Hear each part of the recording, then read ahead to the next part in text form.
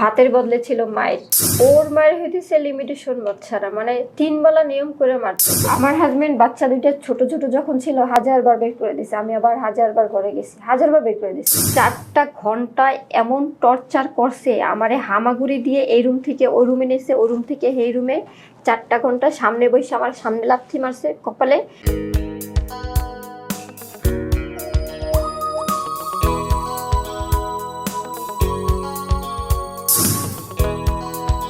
দর্শক, স্বাগত জানাচ্ছি খবর সংযোগের নিয়মিত আয়োজন আড্ডা সংযোগে।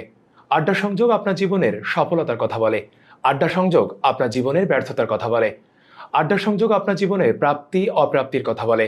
আর সম্পূর্ণ আয়োজন জুড়ে আপনাদের সঙ্গে জীবনের গল্প শুনবো এবং শোনাবো আমি ফেরদৌস সাগর। আজ আমাদের সাথে জীবনের গল্প শোনাতে এসেছেন একজন নারী। তিনি এখন উদ্যোক্তা, সংসার ছেড়ে এসে সংসার থেকে কিভাবে উদ্যোক্তা হলেন সেই গল্প আজ শোনাবো। আমাদের সঙ্গে রয়েছেন আসমা আক্তার। আপা কেমন আছেন?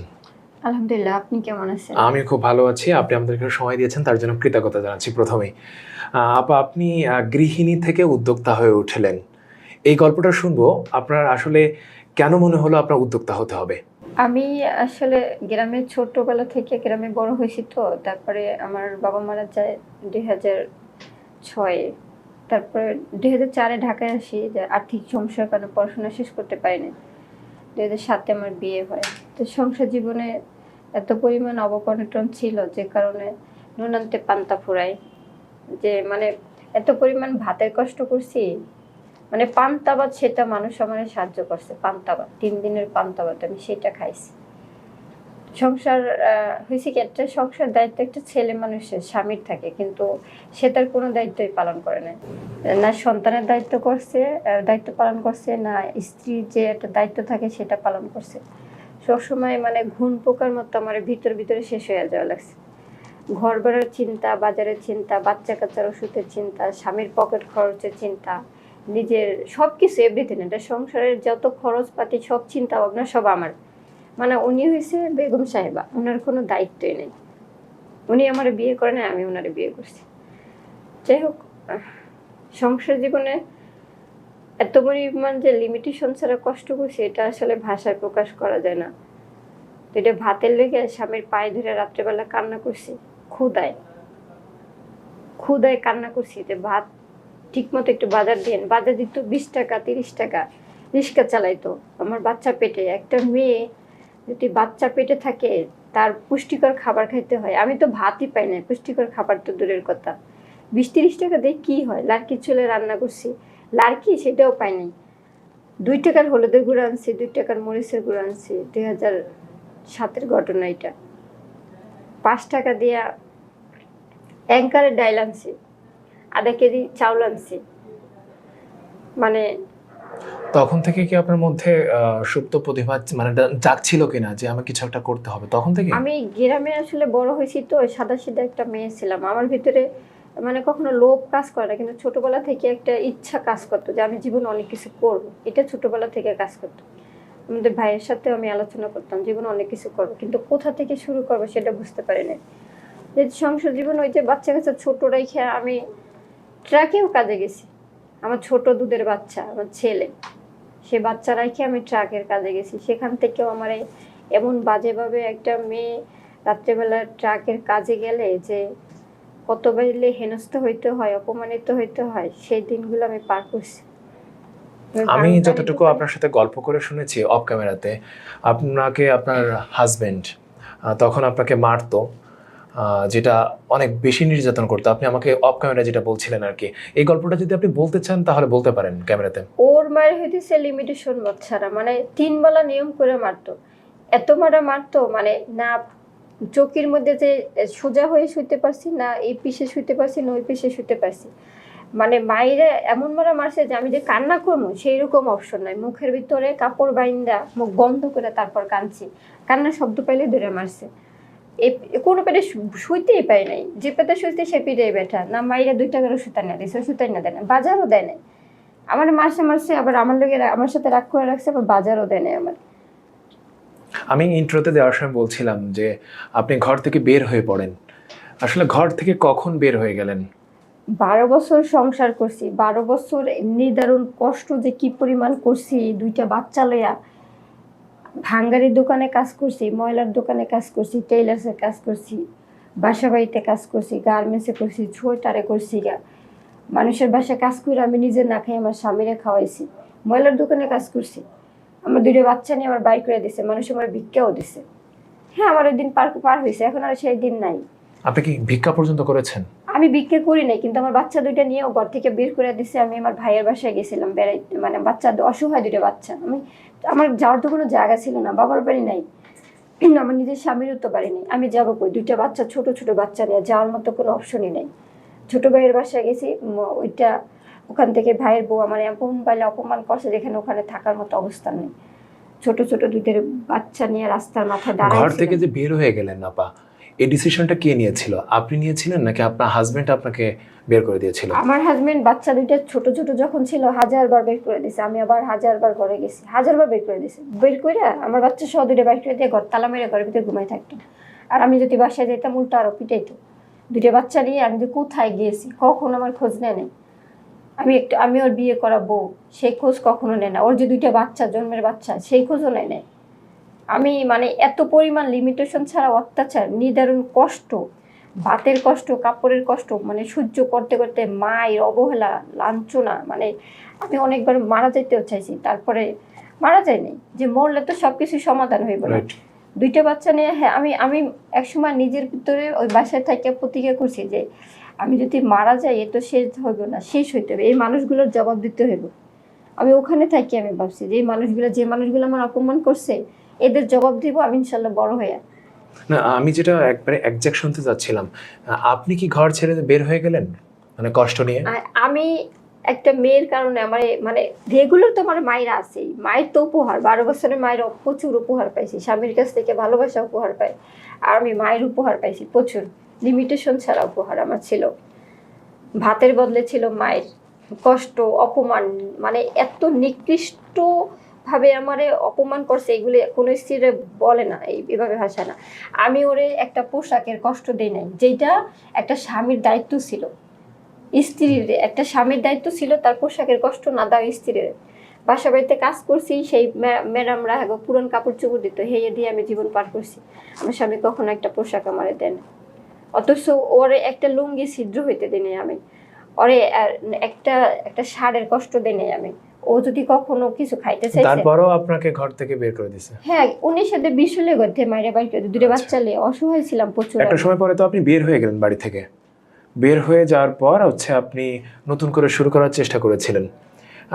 আপনি যদিও, আমি বলছিলাম যে আপনি একজন উদ্যোক্তা, প্রথমে বলছিলাম ওই উদ্যোক্তার এখন বর্তমান যে গল্পটা আছে এটা আমরা একটু পরে শুনবো, কিন্তু এই ব্যবসাটা যখন আপনি শুরু করলেন, মানে যে ব্যবসা নিয়ে আমরা কথা বলবো, এই ব্যবসার আগে কিছু আপনি করেছেন মানে যখন ঘর থেকে বের হয়ে আসছেন? আমি বাসা থেকে যখন বের হয়েছি তখন আমি আমার বাচ্চারা এই গ্রামের বাড়িতে রেখে আসছি, আমার ছেলেরা রাখছি ওর কাছে, আর মেয়ের বাড়িতে রেখে আসছি, ছোট তখন ওরা, কারণ 2টা বাচ্চা আমার বাপের বাড়িতে ওইরকম, আমার বাপের বাড়ি নাই, মানে আমার মা আরেকজনের বাড়িতে থাকে, আমাদের জমিন নাই, ছিল নাই আর কি, মানে আমার চাচারা সব নিয়ে গেছে। তো আমার মা হয়েছে অসহায়, কিন্তু আমার যে 2টা বাচ্চা রেখে ওনে রাখবো ওইরকম পজিশন ছিল না, তাই মেয়েটা রেখে আসছিলাম মায়ের কাছে। মেয়েটা রেখে আসা তখন আমার সাথে হারা গেছিল 300 টাকা। মাত্র 300 হ্যাঁ, টাকা? 300 টাকা ছিল আমার সাথে, 300 টাকা ছিল, আর কিছুই ছিল না। 300 টাকা নিয়ে কই যাবো? একজনের বাসায় থাকার জন্য বলছি কি আমি সেদিন রাত্রেবেলা আপনার বাসায় থাকবো, করোনার সিজন চলে, আমার আশ্রয় দেয় না, মিথ্যা প্রতিশ্রুতি দিয়ে রাত্রে 11টা বাজে সে ঘর থেকে বের করে দিই, ব্যাগ সহ বের করে দিছে। খুব কষ্ট লাগছে। সে 11টা বাজে, আত্মীয় ছিলেন আপনার? আত্মীয় না, পরিচিত ছিল আর আচ্ছা। কি। আসলে মাথায় তেল না থাকলে কেউ দেখে না, বুঝছেন? তো আমি ওইগুলো থেকেও নিজের ভেতরে করছি যে অসহায় মানুষের, আমি যে অসহায় ছিলাম, এই অসহায়ত্ব মানুষের জন্য আমি সহায় হইতে চাই। আমি একটা মেয়ে মানুষ, ওই রাত্রে 11টা বাজে আমার ব্যাগ সহ যে আমার বলছে যে আসমা তুই চলে যা, তখন আমি একটা মেয়ে অসহায় কোথায় যাব? নিরুপায় হইয়া তারপরে আবার এইরকম একটা একদম আবার এই বস্তিতে একটা যে রুম লইছি, কিন্তু আমার পিঠের তলে বালিশ নাই, খাতা নাই, কিচ্ছু নাই, এরকম একটা ঘরে যাইয়া লইছি। ট্যাবের তলে গোসল করছি, ট্যাবের তলে, মানে বালতিও নাই, সাবানও নাই, মগ নাই, ট্যাবের তলে গোসল করছি। পরে একটা এই সমস্ত কাজ লইছি, ওটা হচ্ছে বাসাবাড়ির কাজ আর কি, হ্যালোটাসে। তো ওটা হয়েছে 8,000 টাকা স্যালারি ছিল। 8,000 টাকা তোর ওর মাস শেষ ছাড়া দিবে না। রাইট। তখন আমাদের 15 দিন ট্রেনিং করাইছে। করোনার সিজনে তো সিস্টেম আলাদা থাকে, অনেক কিছু ফ্যাসিলিটি থাকে, এর জন্য ট্রেনিং করাইছে কিছু মেয়েদের। তো আমাদের 40 টাকা করে গাড়ি ভাড়া দিত যাতায়াত, 20 টাকা যাইতে 20 টাকা আসতে। সকালবেলা 1 কাপ চা খাইতাম, ওই 40 টাকা থেকে 10 টাকা জমাইতাম। 1 কাপ চা খাইতাম 5 টাকা দিয়ে, আর 5 টাকার একটা বিস্কুট খাইতাম। দুপুরবেলা অফিসে নাস্তা করাইতো, খাবার খাইতো। রাত্রেবেলা ওই 40 টাকা দিয়ে কোনোদিন 20 টাকাও রাইখে দিতাম, মানে অর্ধেক পথ হাঁটতাম আর অর্ধেক পথ দিয়ে গাড়িতে যাইতাম। 10 টাকা 20 টাকা করে এরকম কয়দিন জমাইয়া করছি। একদিন ওই আমি তো একটা নিরাপদ না, যে বা ঘরটা লইছি, ঘরের মধ্যে তালা চাবিও না, একটা শিকল কিনছি বাঙালি দোকান থেকে 30 টাকা, আর একটা তালা চাবি আনছি ছোট বোনের কাছ থেকে দাঁড় কইরা। রাত্রেবেলা প্রায় দিনই না খাই রয়েছি। এভাবে কাটছে 15 দিন 20 দিন, এভাবে কাইটা তো মাস শেষ হয়েছে। পরে যে স্যালারিটা পাইছি, স্যালারি পাইয়া 300 টাকা দিয়ে একটা চৌকি কিনছি, মগ কিনছি, বালতি কিনছি, মানে টুকিটাকি যেটু লাগে। তো ওখানে বেশি দিন কাজ করি নাই, ওখানে মনে হয় 6-7 মাসের মতো কাজ করছি। কাজ করে আবার তখন ওই মনে মনে অনেক আগে থেকে একটা স্বপ্ন ছিল যে সাইকেল কেনার আর কি। হ্যাঁ, আপনার এই গল্পটা আমি নিয়ে আসবো। অনেক স্বপ্ন ছিল, আমি সবসময় ভিতরে ভিতরে কোনো কিছু আশা প্রকাশ করি। একটা সময় আল্লাহ আমার সেগুলো দেয়। আচ্ছা, তো যখন কাজে যাইতাম আমি সবসময় মানে সময় বাঁচানোর চেষ্টা করতাম। ওই বাসা বাড়ি কাজে যাইতাম যখন, তখন পুরুষ মানুষের সাথে মানে বসলে আমার আনইজি লাগতো। কারণ সিএনজিতে উঠতে দেখা গেল কি যে পাশে একটা পুরুষ বসতো, এটা আমার কাছে, মেয়ের কাছে, আমার কাছে মানে ভালো লাগার কথা না, স্বাভাবিক। তখন থেকে তো লাগতো যে একটা সাইকেল হইলে আমার এই গাড়ি ভাড়াটাও বাঁচতো, আমার সময়ও বাঁচতো, আর পুরুষের ধাক্কা ধাক্কি খাওয়া লাগতো না।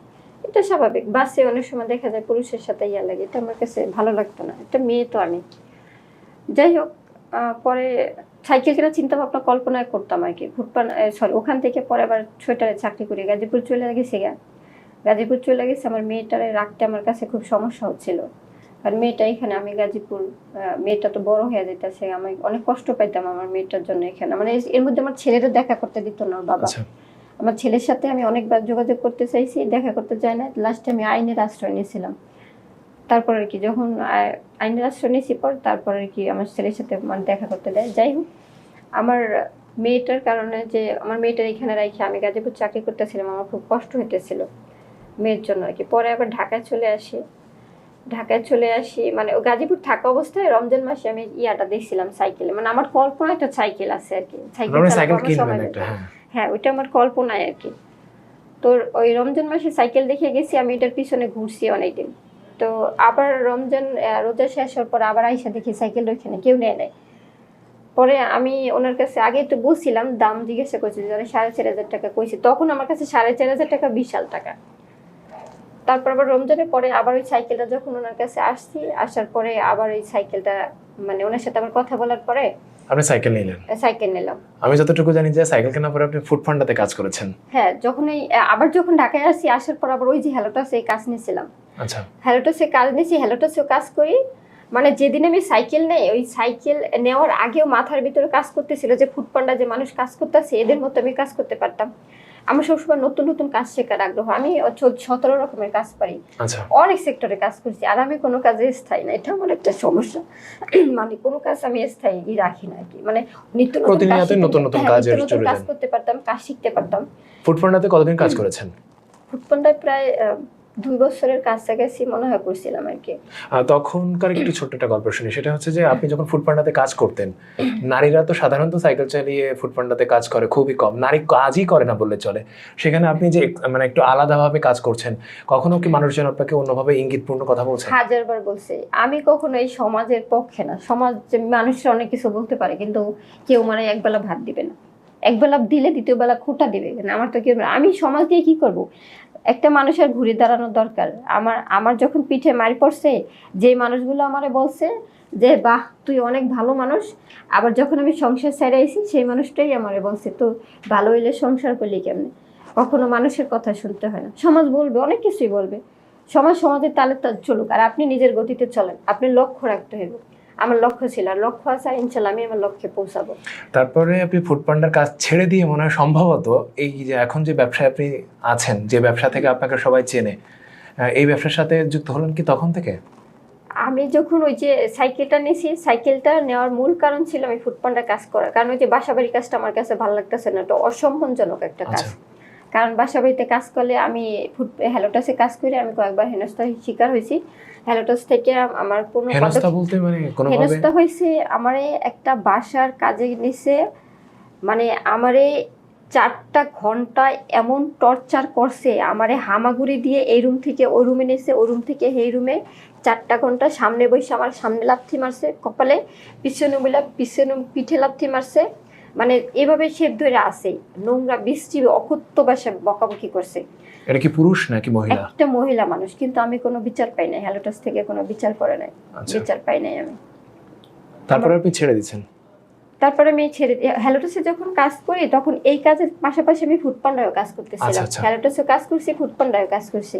মানে ফুডপান্ডায় তো একদম লং টাইম কাজ করলে হয় কি, একটা মেয়ে মানুষ না প্রচুর পেইন হয়, প্রচুর লং টাইম, 12 ঘন্টা 18 ঘন্টা তো কাজ করা যায় না। মাঝে মাঝে ফুডপান্ডায় কাজ করছি, মাঝে মাঝে হ্যালোটাসে কাজ করছি। তারপর তো যখন দেখছি যে না ফুডপান্ডায় কাজ করে আমার এখন সংসার চলতেছে, ফুডপান্ডায় কাজ করে আমার একটা ভালো টাকা ইনকাম হচ্ছে, তখন হ্যালোটাসে আমি ছেড়ে দিছি। তারপরে ব্যবসাটা কবে থেকে শুরু করলেন?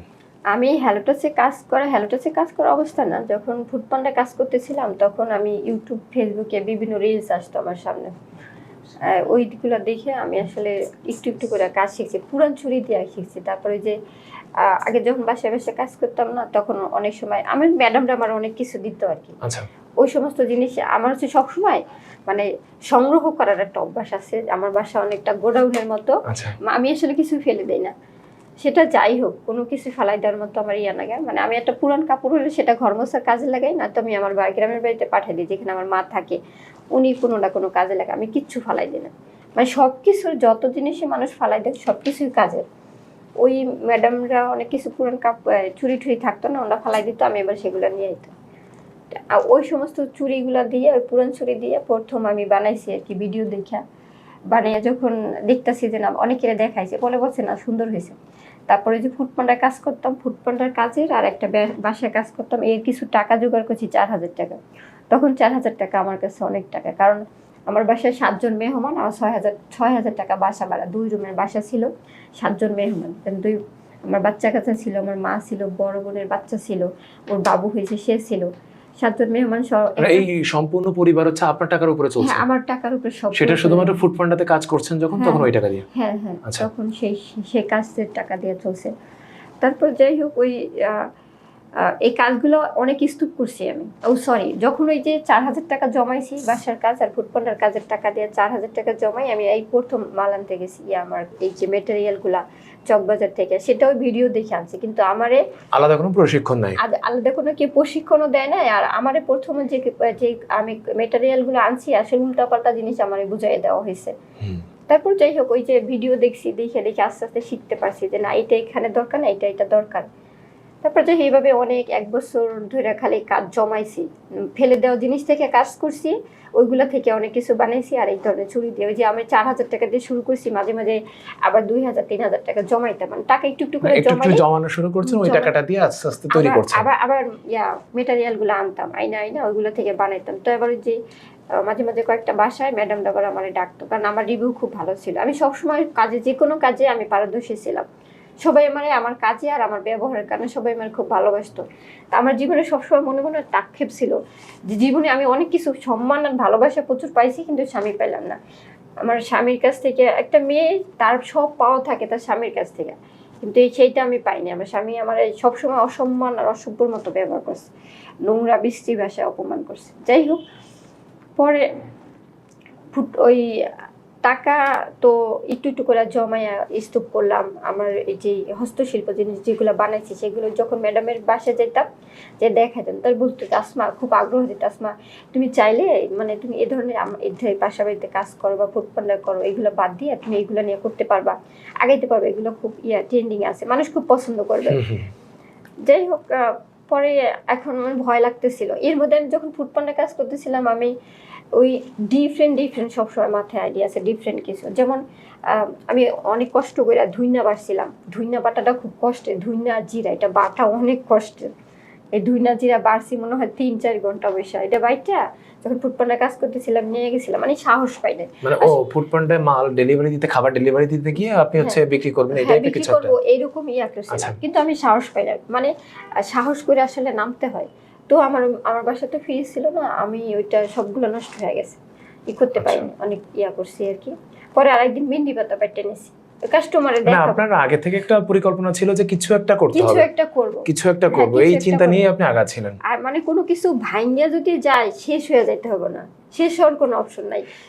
একটা আইডিয়া মাথায় আসবে, ওইটা নিয়ে শুরু করো, না হলে আরেকটা আইডিয়া নাও, সমস্যা নেই, হবে, কিছু না কিছু হবে। 4,000 টাকা দিয়ে শুরু করলেন, তারপরে একটু একটু করে জমালেন, তারপরে হচ্ছে যে আপনি মানে নিজের হাতে তৈরি করা শুরু করলেন আপনার যে গহনাগুলো হ্যাঁ, রয়েছে। তারপরে একটা সময় পরে আপনি হচ্ছে একটা জায়গাও নিলেন, আমি যতটুকু জানি আপনি এখন আছেন ইডেন মহিলা কলেজের সামনে। হ্যাঁ, ইডেন মহিলা কলেজের সামনে আসার আগেও আপনি কয়েক জায়গায় বসেছেন, হ্যাঁ, সেই গল্পটা একটু শুনি, যেখান থেকে আপনি হয়তো অনেকবার বিতাড়িত হয়ে গেছেন, অনেকেও আপনাকে উঠিয়ে দিয়েছে, আমি যতটুকু জানি। আমি যখন আমার এগুলো বানাইয়া স্তূপ করতেছিলাম, তখন মানে মাথায় একটা কাজ করতেছিল যে আসলে এগুলো তো সেল করলে ভালো টাকা আসবে, বা সেল করার দরকার, কারণ কষ্ট করে বানাইছি। তখন মানে ভয় পাইতাম আর কি, কোথাও বসলে অন্তত 200-300 টাকা দিতে হয়, ওই যে চাঁদা দিতে হয়। আমি যদি 200-300 টাকা চাঁদা দিই, তাহলে আমার 300 টাকা করে দিলে তো মাসে 9,000 টাকা, সেটা আমার কাছে অনেক টাফ। ওই চাঁদার কারণে বসতে পারি না। যাই হোক, আন্দোলনের পরে তার কোথাও চাঁদা নেয় নাই। পরে আর কি আমি প্রথম বসছিলাম, গ্রিন রোডে বসছি। পরে প্রথম দিন তো আমার তেমন কিছু বলে না, দ্বিতীয় দিন আমার ঝুড়ি সহ সব ফালাই দিছে। কে ফেলে দিছে? ওখানে একটা লোক ফালাই দিছে। আচ্ছা। ঝুড়ি সহ সব ফালাই দেওয়ার পরে আমার অনেক কষ্ট লাগছে, কারণ আমার এটা হচ্ছে রক্ত, মানে আমার রক্ত পানি করা, ঘামের, পরিশ্রমের, আমার শখের, আমার স্বপ্নের সব কিছু ছিল, সেইটার পর লাথি মারছে।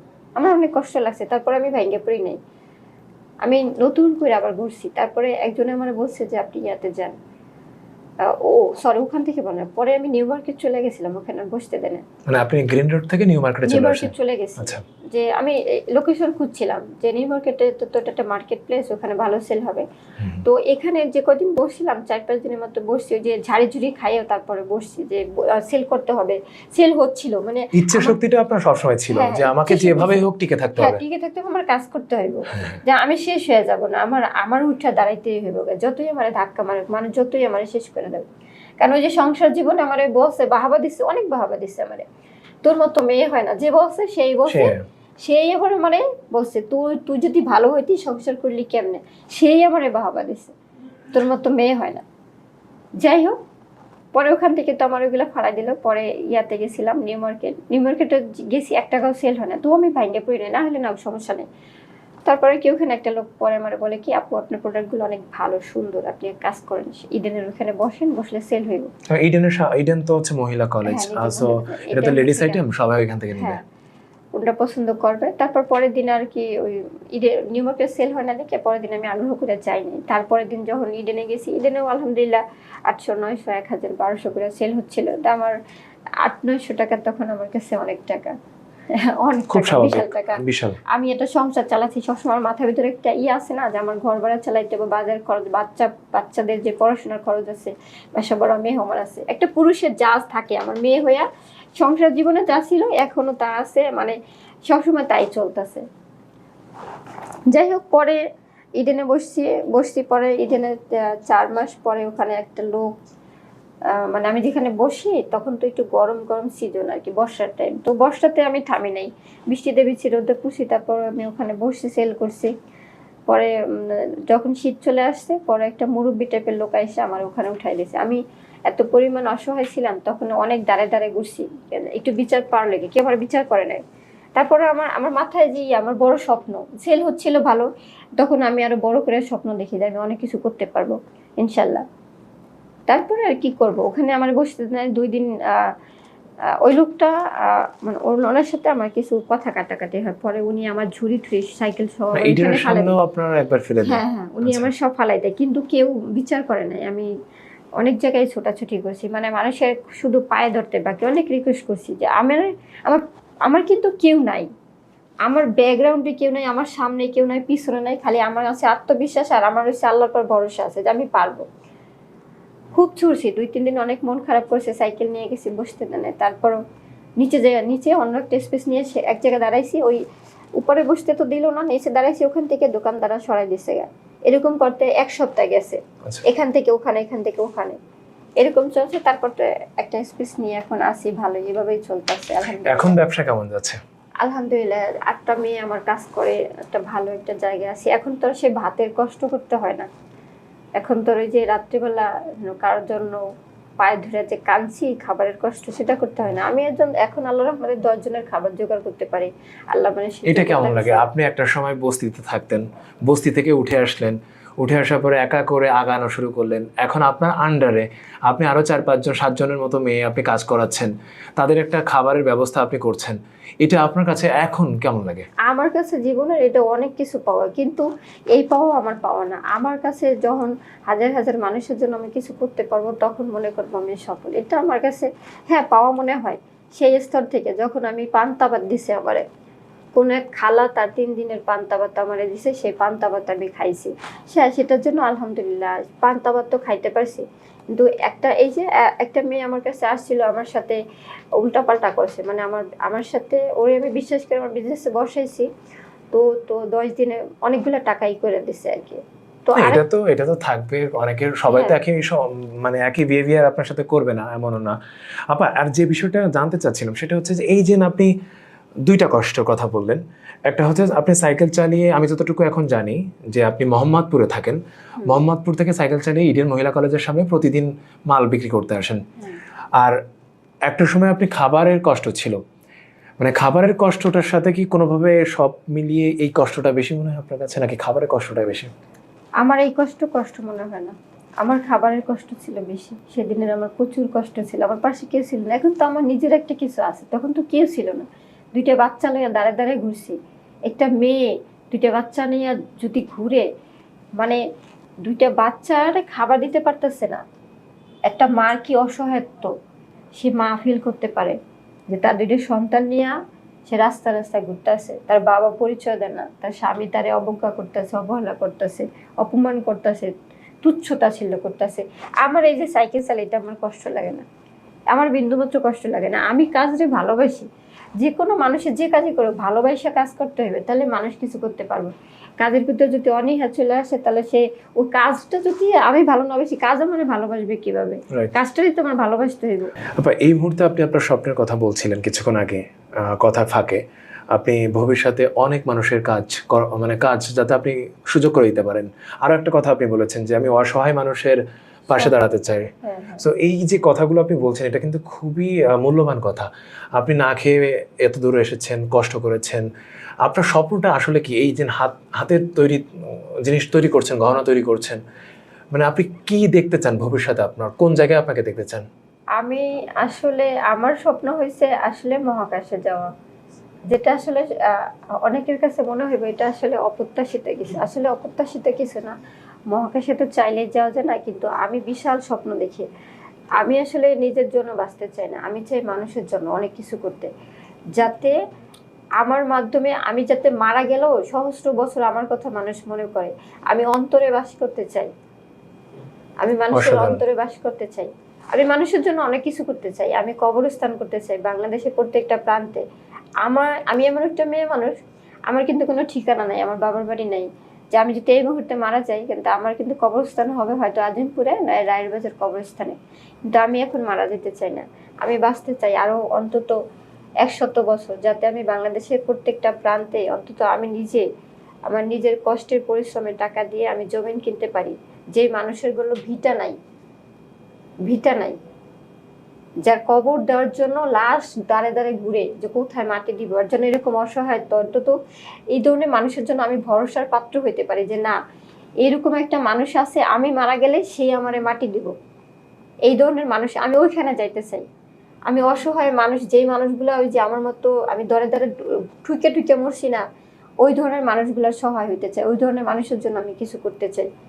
অসহায়ত্ব কি সেটা আমি জানি, আমি 12টা বছর আমি ধুইকে শেষ হয়েছি, ভিতরে শেষ হয়ে যেতে কি নিদারুণ কষ্ট। যে মেয়ে মানুষ না, ছেলে মানুষও, যে মানুষই ভিতরে শেষ হয়ে যাইতেছে, তার উপরের অংশ দেখা যাইতেছে ফিটফাট, কিন্তু সে ভিতর থেকে জর্জরিত, ভিতর থেকে বিধ্বস্ত। এই কষ্টগুলো আসলে নিজে ফিল করতে পারতেছে আর তার আল্লাহ ছাড়া কেউ দেখতে পারতেছে না। আমি এই ধরনের মানুষের সহায় হতে চাই, আর ইনশাল্লাহ আমি পারবো। আমি আমার আমার এই স্বপ্ন রে, আমার কাজ রে আর সততা নিয়ে আমি সবসময় ডিফারেন্ট কিছু করব, মানে এমন কিছু করতে চাই যেটা সমাজের মানুষের জন্য ভালো, দেশের জন্য ভালো, পৃথিবীর জন্য ভালো। এমন কিছু করতে চাই না যেটার কারণে মানুষের বিন্দুমাত্র ক্ষতি হোক। কারণ আমি লাইফে অনেক প্রতারিত হয়েছি, আমি ঠকছি, আমি জানি একটা মানুষ ঠকলে ভিতর থেকে তার কি পরিমাণ রক্তক্ষরণ হয়। আমি কারো ঠকাইতে চাই না, আমি চাই সততা নিয়ে আমার সাথে যতটা মানুষ কাজ করুক, সততা নিয়ে কাজ করুক। কারণ আমি ঠকাতে চাই না, ঠকিয়া গেলে ভিতর থেকে শেষ হয়ে যায়। এই কষ্ট বলানো যায় না, মানে এটা এই ভাষা নাই, মনে হয় এটা কারো নাই, বলার ভাষা থাকে না। যে কষ্ট পাইলে ভিতর থেকে, কাছের মানুষ দূরের মানুষ যাই হোক, যদি ঠকে যায় তার অবস্থান কি হয় একমাত্র সেই মানুষটা জানে, যে বিধ্বস্ত হয়ে যায় ভিতর থেকে। আপা, আপনি যেভাবে বলছেন, আমরা দোয়া করি আপনার যে ইচ্ছা শক্তি, সেই ইচ্ছা শক্তি যেন স্বপ্ন বাস্তবায়ন হয়। আপনার চোখের যে স্বপ্ন, এটা সম্ভবত তরুণদেরকেও আরও অনুপ্রাণিত করবে। আপনার স্বপ্নের, আপনার মতো করে আমরাও স্বপ্ন দেখতে চাই, কারণ স্বপ্ন দেখার জন্য একটা চোখ লাগে, যে চোখটা হয়তো আপনার মধ্যে আছে। আপনার কথা শুনে আমরা সেটা অন্ততপক্ষে আমি বসে পড়ে সেটা ভাবতে পারছি আর কি, অনুভব করতে পারছি। আবার প্রায় অনুষ্ঠানের শেষ পর্যায়ে চলে আসছি, নিয়ম অনুযায়ী আপা বিদায় নিতে হবে। তবে জীবনের এই পর্যায়ে এসে অনেক অপ্রাপ্তির গল্প শুনিয়েছেন, প্রাপ্তির গল্প একটু শুনতে চাই ছোট্ট করে। প্রাপ্তি, আমি এখন এই মুহূর্তে অনেক কিছু পাইছি। এই যে একটা সময় আমার কেউ ছিল না, কেউ ছিল না, কেউ ছিল না। এই যে যখন আমি ইডেনের সামনে আমি দাঁড়ে দাঁড়িয়ে দৌড়েছিলাম, ঘুরছি যে আমার একটু হেল্প করার জন্য, কেউ ছিল না। কিন্তু এখন দেশের মানুষ, প্রবাসীরা, তারপর সবাই, আশেপাশের মানুষ, রাস্তার মানুষ আমার যে সম্মানটা দিচ্ছে, সাপোর্ট দিচ্ছে, এটা আমার কাছে অনেক প্রাপ্তি। এই যে একটা আরেকটা মেয়ে আমার কাছে আসছে, ও আসছে সরাসরি একদম আমার বাসার সামনে আসছে, ব্যাগ পর্যন্ত নিয়ে আসছে। ওর চোখে জল দেখা আমি নিজেরা থামাইতে পারি না। এই যে একটা মেয়ের আমি একটা ব্যবস্থা করে দিতে পারছি, বিশ্বস্ততা। ওরে আমি চিনি না, জানি না, ওরে যে আজকে আমি খাই দিছি, একটা কাজের ব্যবস্থা করে দিছি, এটা আমার কাছে অনেক কিছু। এটা আমার কাছে অনেক কিছু, আসলে অনেক কিছু। এটাই প্রাপ্তি, এটা আমি পাইছি। আর এই ধরনের হাজার হাজার মেয়ের জন্য আমি কিছু, শুধু মেয়ে না, ছেলেও আসুক, কিন্তু বিশ্বস্ততা থাক, সৎ থাকুক। সততা নিয়ে যদি কেউ কাজ করতে চায় পারবে আমার সাথে। মানে আপনি কাজের সুযোগ করে দিবেন, আর এটাই হচ্ছে আপনার জীবনের একটা বাংলাদেশে অনেক কাজ আছে, অনেক কাজ আছে। যদি কেউ বলে যে বিজনেস করার জন্য কাজ নেই, কাজ নেই, বাংলাদেশে অনেক কাজ আছে, কাজ করা দরকার। আমরা কাজ করি, আমরা সততা নিয়ে কাজ করি, ইনশাল্লাহ ভালো কিছু হবে। আমি এখানে এসে দাঁড়াইছি, আমি পান্তাবাদ পাইছি, মানুষ আমার পান্তাবাদ চায়। এখন আমি 10 জন মানুষের খাবার জোগাড় করতে পারি ইনশাল্লাহ, আর হাজার হাজার মানুষের খাবার আমি জোগাড় করবো ইনশাল্লাহ। ইনশাল্লাহ। আপনাকে অসংখ্য ধন্যবাদ আজ আমাদের সময় দিয়েছিলেন। যদি সর্বশেষ আমার দর্শকদের কিছু বলার থাকে অবশ্যই বলেন। সবার প্রতি আসলে আমার অনেক অনেক সালাম রইল, সবাই আমার জন্য দোয়া করবেন। আর একটা কথা, কাজে নেমে পড়েন। আমি যে বারবার ভাঙ্গে গেছি, কিন্তু আমি কিন্তু আবার গড়ে তুলছি, এখানে গড়ে তুলছি দেখেন তো এখানে আসতে পারছি।